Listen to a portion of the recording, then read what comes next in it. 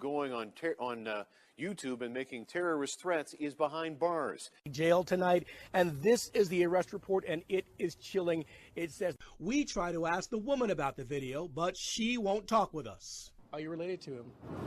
Holding up 2 rifles. He says several times in the video he's going to kill. Neighbors confirm this picture is from his Facebook page. According to the police report, are holding up 2 rifles. He says several times in the video he's going to kill, telling us we don't have our facts straight. But what are the facts? You need to leave us alone. So we give her the chance to set the record straight. Did he make any terrorist threats? Did he threaten to kill people? You don't know what you're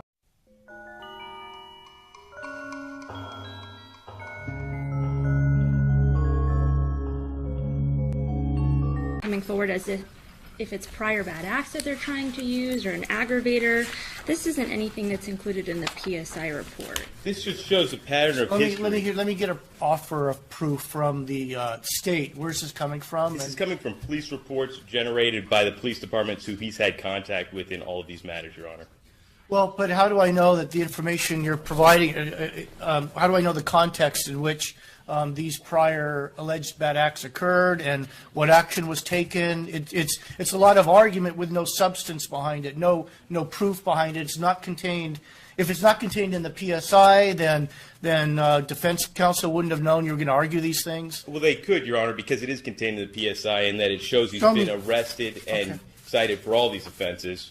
To the LGBT community if they were watching it, and perhaps it would also be intimidating to anybody who's trying to deprive a person of their constitutional Second Amendment rights and seeks to interfere with the defendant's ability to exercise those rights.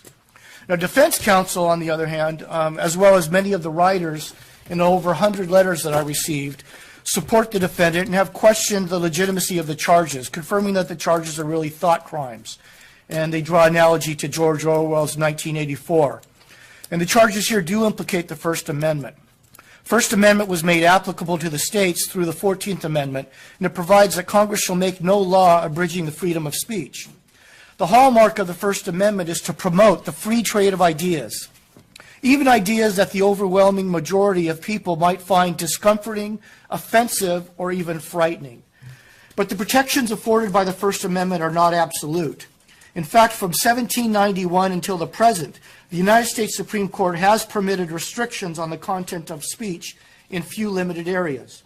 One of these areas of constitutionally restricted speech is known as true threat. True threats encompass those statements where the speaker means to communicate a serious expression of an intent to commit